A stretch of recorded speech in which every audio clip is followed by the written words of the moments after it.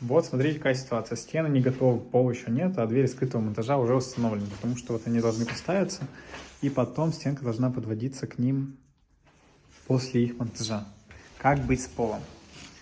Наши мастера установили. Понятно, что здесь не должно быть никакой щели, здесь должно быть все сделано красиво, аккуратненько. И вот наши мастера сначала установили подложку кварцинил, и потом только для скрытого монтажа, а потом, чтобы ваше напольное покрытие никто не ушатал, они будут заводить это напольное покрытие под коробку двери скрытого монтажа.